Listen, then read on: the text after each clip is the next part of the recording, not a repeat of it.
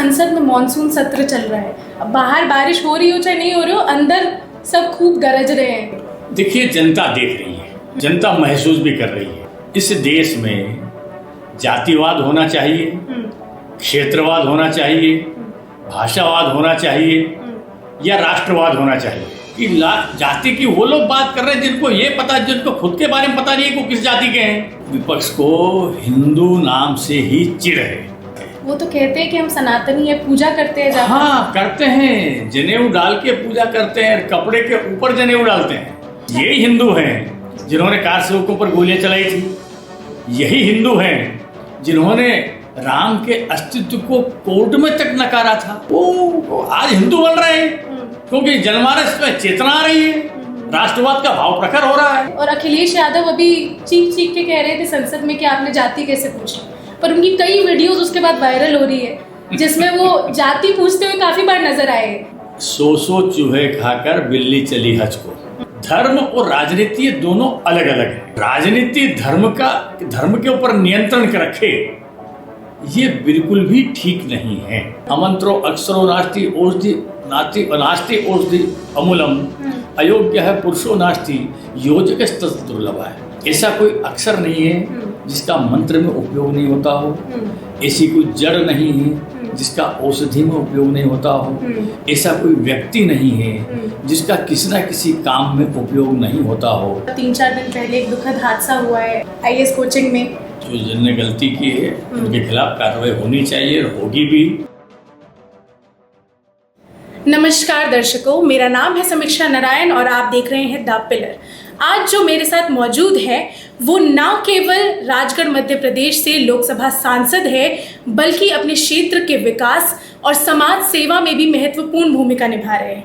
हम बात कर रहे हैं भारतीय जनता पार्टी के महत्वपूर्ण सदस्य रोडमल नागर जी का। नमस्कार सर। जी नमस्ते। नमस्कार। 2014 और 2019 में तो आपने जीत हासिल की, 2024 में भी आपने ऐतिहासिक जीत इस बार हासिल की है, तो उसके लिए सबसे पहले तो बहुत बहुत बधाई। जी धन्यवाद। मैं आपसे ये पूछना चाहूँगी कि इस बार मैंने सुना कि आपको दबाने की भी बहुत कोशिश की और दिग्गी राजा से लड़ाई लड़ रहे थे आप इस बार, दिग्विजय सिंह से, और उन्होंने तो इमोशनल कार्ड तक खेल दिया कि इस बार मेरा आखिरी इलेक्शन है तो प्लीज़ मुझे जिता दीजिए। उसके बाद भी जनता ने आप पर भरोसा दिखाया और मध्य प्रदेश की तो सारी सीटें भाजपा के खाते में गई, तो क्या कहना चाहेंगे इस पर? देखिए, दबाने जैसी तो कोई बात नहीं है, किसी ने कोई दबाने की कोशिश नहीं की।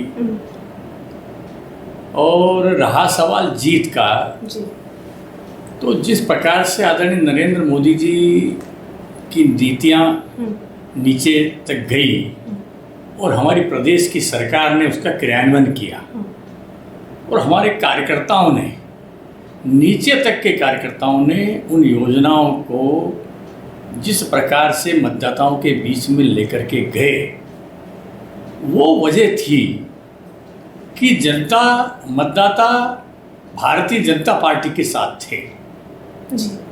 यही वजह थी, क्योंकि लोगों के चेहरे पर खुशहाली लाना, लोगों के जीवन की समस्याओं का समाधान करना, ये काम भारतीय जनता पार्टी की सरकार ने किया है।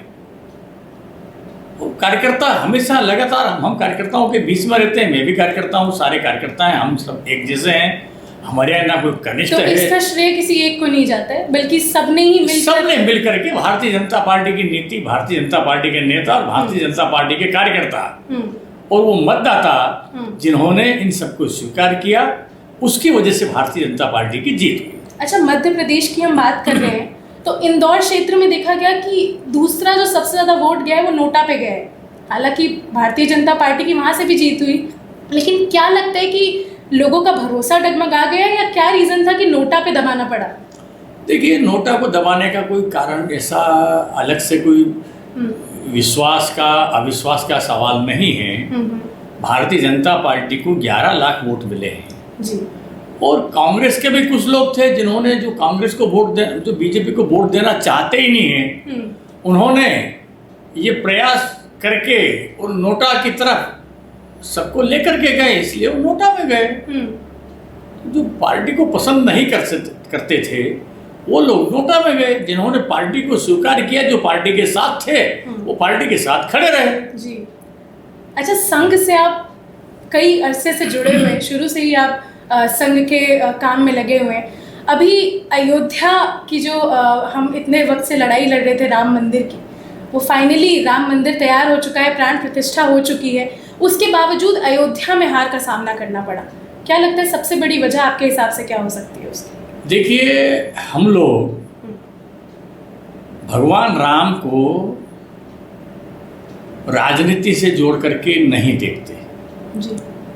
धर्म को भारतीय जनता पार्टी का सोच और हकीकत में हमारे देश का सोच, ये धर्म और राजनीति ये दोनों अलग अलग हैं। राजनीति धर्म के ऊपर नियंत्रण रखे, ये बिल्कुल भी ठीक नहीं है। धर्म का नियंत्रण राजनीति के ऊपर होना चाहिए, ऐसा मैं मानता हूँ। और सामान्यतः हमारे यहाँ परंपराएं पद्धति है, ये हमारे संस्कार हैं कि धर्म जो है ये राजनीति से ऊपर उठ करके है। और इसलिए अयोध्या की जीत, अयोध्या की हार, इसमें धर्म और राम, इसका श्री राम का इसका कोई मायने नहीं है, कोई अर्थ नहीं है। वहाँ के अपने समीकरण हैं, वहाँ की अपनी परिस्थितियाँ थी, जो हुआ, लेकिन इसको धर्म से जोड़ करके नहीं देखना चाहिए। आपका कहना है कि मंदिर अलग चीज है, नहीं बनाया गया, मंदिर बिल्कुल नहीं बनाया गया, बिल्कुल मंदिर वो अलग है, वो आस्था है, आस्था है, वो हमारी संस्कृति, हमारी जीवन पद्धति, हमारे आराध्य है। तो वो तो सबके, उनके भी सबके रखें, अच्छी बात है, उनको भी स्वीकार करें। हमको लगता था इसलिए हमने वो काम किया। अच्छा, संसद में मॉनसून सत्र चल रहा है, अब बाहर बारिश हो रही हो चाहे नहीं हो रही हो, अंदर सब खूब गरज रहे हैं एक दूसरे पर। अभी कल भी देखा होगा आपने कि ये जातीय जनगणना की बात पे दो मतों में जो मतभेद था, उस पर खूब लड़ाई हुई। तो क्या कहना चाहेंगे कि ये इस बार जो सीटें इतनी मिली है विपक्ष को, इंडिया गठबंधन पहले से मजबूत होकर अब आया है, तो इस वजह से क्या संसद में क्या लड़ाई झगड़ा ही चलता रहेगा? जनता के मुद्दे कब उठेंगे? देखिए, जनता देख रही है, जनता महसूस भी कर रही है। इस देश में जातिवाद होना चाहिए, क्षेत्रवाद होना चाहिए, भाषावाद होना चाहिए, या राष्ट्रवाद होना चाहिए? जी। कौन सा वाद होना चाहिए? विकासवाद होना चाहिए, राष्ट्रवाद होना चाहिए, ये लोग पसंद करेंगे, या जातिवाद, क्षेत्रवाद, भाषावाद ये लोग पसंद करेंगे? ये आपने देखा है, आगे भी लोग देखेंगे। कुछ समय के लिए लोगों को बरगलाया जा सकता है, बहकाया जा सकता है, लेकिन स्थायी रूप से किसी को मूर्ख नहीं बनाया जा सकता। इतनी आगे बढ़ चुका है समाज, उसके बाद भी आज भी हम संसद में जाति के ऊपर लड़ाई देख रहे हैं। अब है ना, ऐसे लोग, जातियां पूछ रहे हैं, ऐसे लोग हैं ना, ऐसे लोग हैं ना। वही तो बात है कि जाति की वो लोग बात कर रहे हैं जिनको ये पता, जिनको खुद के बारे में पता नहीं है को किस जाति के हैं, ऐसे लोग जाति की बात कर रहे हैं जी। तो ये तो कुल मिलाकर के वोटों की खातिर, एक ध्रुवीकरण की खातिर अलगाववाद कैसे हो, टूटन कैसे हो, विभाजन कैसे हो, विभेद कैसे खड़ा हो, एकात्मता के लिए कोई विचार थोड़ी कर रहे हैं। विपक्ष एकात्मता के लिए बिल्कुल विचार नहीं करता, विपक्ष विचार करता है अलगाव के लिए। और उसको लगा थोड़ा वो सफल हुआ लोगों को बहलाने फुसलाने में, इससे उसको लगा कि इससे अच्छा कोई रास्ता नहीं है। लेकिन देश की जनता सब जानती है, आदरणीय प्रधानमंत्री जी को, एनडीए को 293 सीटें मिली है भाई, 293। क्या बात करते हैं आप? इसलिए देश की जनता तो मोदी जी के साथ है, एनडीए के साथ है। राष्ट्रवाद शब्द का इस्तेमाल किया आपने, और पहले ही दिन जब ओवैसी जी का बयान आया जिसमें उन्होंने जय फिलिस्तीन का नारा लगाया, उसको आप राष्ट्रवाद से कैसे कंपेयर करेंगे? देखिए, ये सनातन राष्ट्र है, सब सनातनी है। और यहाँ तो हम जो सोचते हैं कि 33 करोड़ देवता को मानते हैं, 5 लोग और भी हो जाए तो कोई अंतर नहीं पड़े। और जहाँ सवाल फिलिस्तीन का, तो फिलिस्तीन का वो बोले हैं, इसमें कोई दो मत नहीं है। लेकिन कितने लोगों ने प्रतिक्रिया दी है? क्या देश ने उसको स्वीकार किया है? समाज ने उसको स्वीकार किया है। पर संसद ने तो स्वीकार किया है, उनकी कोई सदस्यता स्वीकार रद्द नहीं हुई। नहीं नहीं, ऐसा नहीं है, वो ऐसा नहीं है। क्या उसके लिए नियम है, कानून है, कायदे हैं, कौन से शब्द को रखना, कौन से शब्द को नहीं रखना रिकॉर्ड में, ये सब चीज़ें हैं संसद के अंदर जी। और इसलिए उसकी कार्रवाई को अध्यक्ष जी ने की है उसको। तो आपका कहना है कि मतलब जो ऐसी चीज़ें अभी चल रही है, जो विपक्ष नए नए मुद्दे ला रहा है, उस पर घेर रहा है, अभी हिंदू समाज का जो मजाक उड़ाने की बात हुई थी, राहुल गांधी पे इल्ज़ाम लगाए गए जब अभय मुद्रा की बात कर रहे थे वो, तो क्या लगता है कि हिंदू समाज को शुरू से टारगेट करता आया है विपक्ष? देखिए, विपक्ष को हिंदू नाम से ही चिढ़ है, हिंदू नाम से नफरत है। वो तो कहते हैं कि हम सनातनी है, पूजा करते हैं जाकर। हाँ करते हैं, जनेऊ डाल के पूजा करते हैं, कपड़े के ऊपर जनेऊ डालते हैं, ऐसी पूजा करते हैं। जनेऊ कपड़े के ऊपर निकाल करके उसको पहन करके रखते हैं, उससे पूजा करते हैं। ऐसे सनातनी है वो, ऐसे हिंदू है। अच्छा। यही हिंदू हैं जिन्होंने कार सेवकों पर गोलियां चलाई थी, यही हिंदू हैं जिन्होंने राम के अस्तित्व को कोर्ट में तक नकारा था, यही हिंदू हैं जो कह रहे हैं, आप कह रहे हैं कि वो हिंदू कहते हैं अपने आप को, तो ये हिंदू हैं जिन्होंने राम सेतु के अस्तित्व को नकार दिया था। कोई राम सेतु नहीं है, लेकिन नासा ने कहा कि राम सेतु है, तो ये भी कहने लगे हाँ कहीं ना कहीं राम सेतु है भाई। तो जो राम के अस्तित्व को नकार रहे हैं, जो राम मंदिर के अस्तित्व को नकार रहे हैं, वो आज हिंदू बन रहे हैं क्योंकि जनमानस में चेतना आ रही है, राष्ट्रवाद का भाव प्रखर हो रहा है जी।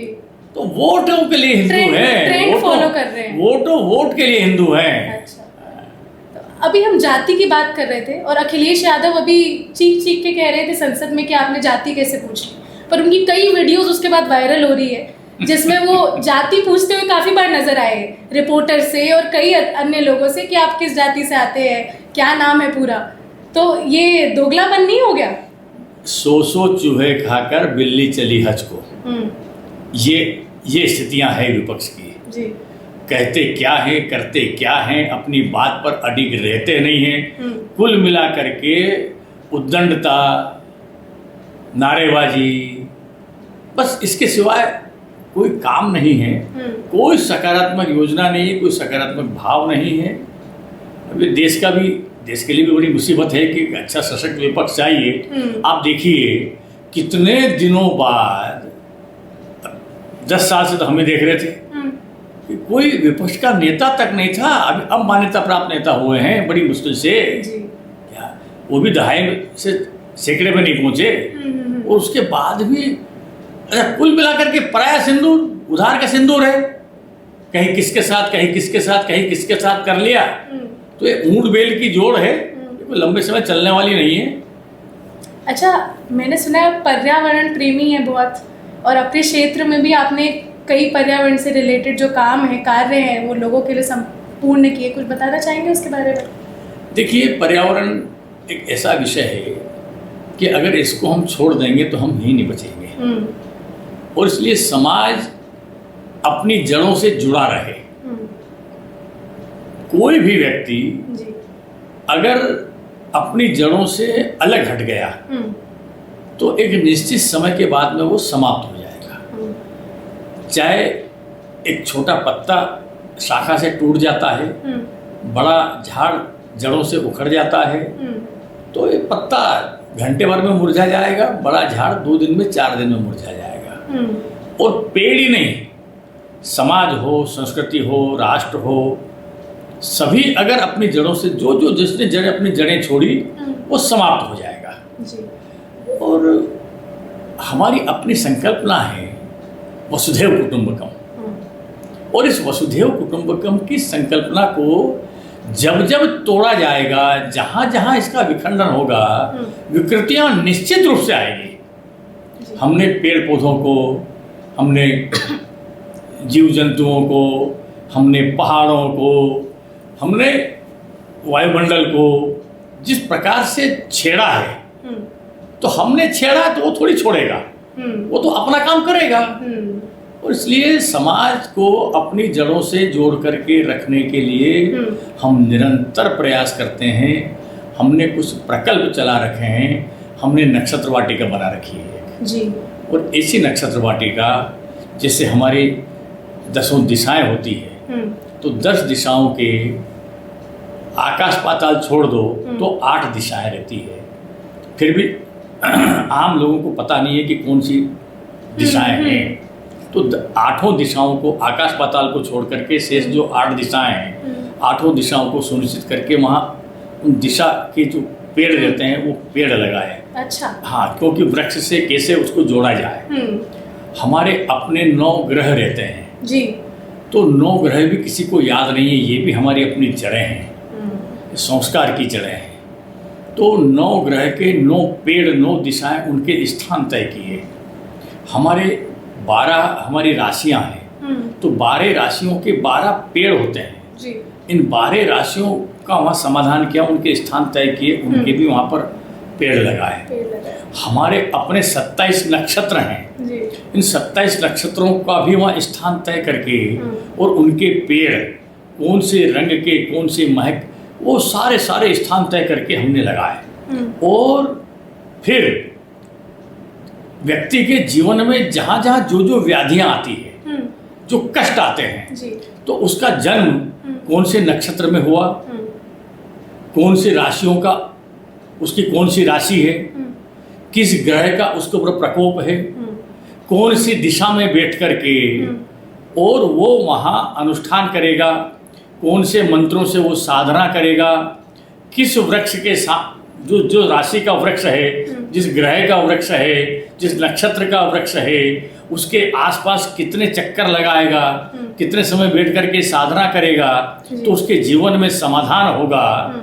यह एक विज्ञान है और इसको समाज से जोड़ करके रखना, ये इस प्रकार के हमने कई आयाम वहाँ पर एक स्थान हमने तय किया है, वहाँ पर बनाए हैं। हम 108 कुंडी सचंडी यज्ञ करते हैं, उसमें 600 के लगभग जोड़े रोजाना एक साथ बैठ करके हवन करते हैं।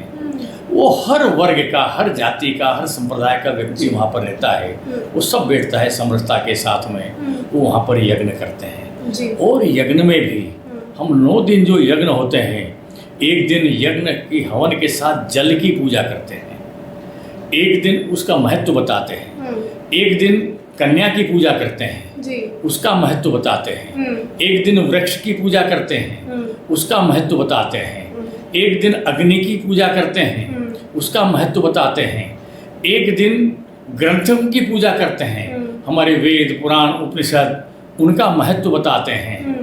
हम एक दिन गाय की पूजा करते हैं, उसका महत्व बताते हैं, एक दिन हम संत की पूजा करते हैं, सारे संतों की, उनका महत्व बताते हैं, उनसे आशीर्वाद लेते हैं। इस प्रकार से 9 दिनों के ही 9 आयाम उसके साथ में और हम अतिरिक्त करते हैं, जिससे समाज अपनी जड़ों से जुड़ा रहे। जब अपने क्षेत्र से यहाँ आते हैं दिल्ली, इतने प्रदूषण में, तो कैसा लगता है आपको? तकलीफ तो होती है, पर यहाँ ठीक है, इन सब चीज़ों को धीरे धीरे यहाँ भी हो रहा है, वहाँ करेंगे, यहाँ करेंगे, तो चल रहा है। हमने कम से कम वहाँ 5 लाख के लगभग पेड़ लगाया, हमने 10,000 पेड़ आंवले के लगाए, हमने 2-3 हज़ार पेड़ जो है, 2,000 पेड़ उसके हर्रे के लगाए, 2,000 पेड़ बहरे के लगाए, 2,000 पेड़ कटहल के लगाए, 5,000-7,000 पेड़ नीम के लगाए, कंजी के लगाए, 5,000 सीताफल के लगाए, ऐसे इमली, अपने बिलपत्र, ये सारे हजारों में ऐसे पेड़ लगाए हैं। और एक योग केंद्र स्थापित किया है, 5 हेक्टेयर ज़मीन में योग केंद्र है। फिर अगर उसके बाद भी व्यक्ति कहीं बीमार होता है तो उसके लिए प्राकृतिक चिकित्सा का स्थान तय किया है जी। और ये हमारी जो धरोहर है ये विलुप्त होती जा रही है, और इसलिए 13 हेक्टेयर ज़मीन में हमने औषधि उद्यान ये विकसित किया है। क्या लगता है ये विलुप्त क्यों होती जा रही है? आज की जो पीढ़ी है, आज की पीढ़ी जानती नहीं है, आज लोग जानने वाले लोग भी नहीं बचे, तो कैसे जुड़ेंगे वो इस अभियान से? इसीलिए तो हम वहाँ स्थापित कर रहे हैं, इसीलिए प्राकृतिक चिकित्सा उसमें क्या क्या लगता है, इसीलिए औषधि उद्यान, कौन सा उद्यान? अमंत्रो अक्षरो नास्ति औषधि नास्ति औषधि अमूलम, अयोग्य है पुरुषो नास्ति योजकस्तत् दुर्लभ है। ऐसा कोई अक्षर नहीं है जिसका मंत्र में उपयोग नहीं होता हो, ऐसी कोई जड़ नहीं है जिसका औषधि में उपयोग नहीं होता हो, ऐसा कोई व्यक्ति नहीं है जिसका किसी न किसी काम में उपयोग नहीं होता हो। समस्या एक है केवल, योजकस्तत्र दुर्लभ, इनकी योजना करने वाले लोग दुर्लभ पाए जाते हैं।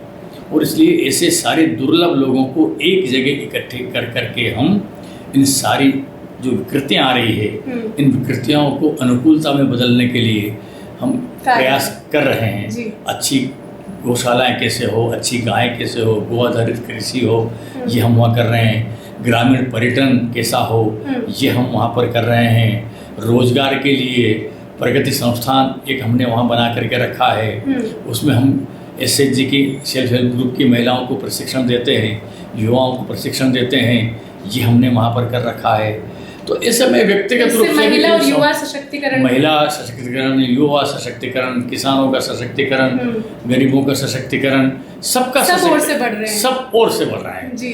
और सामाजिक समरसता, पर्यावरण, आत्मनिर्भरता, एक अच्छा नागरिक कैसे बने, व्यक्ति एक अच्छा नागरिक कैसे बने, बड़ा उदाहरण नहीं हो सकता। ये इस दिशा में हम काम कर रहे हैं जी। मैं आपसे ये सवाल पूछना चाहूँगी कि पर्यावरण की हम इतनी बात कर रहे हैं, यहाँ पे आपने सुना होगा 3-4 दिन पहले एक दुखद हादसा हुआ है IAS कोचिंग के बाहर, IAS कोचिंग में, कि बेसमेंट में पानी भरने की वजह से बिल्कुल भर गया। बड़ा दुखद है, बड़ा दुखद है। और बच्चे अभी भी प्रोटेस्ट पे बैठे हैं। हाँ, बैठे हैं।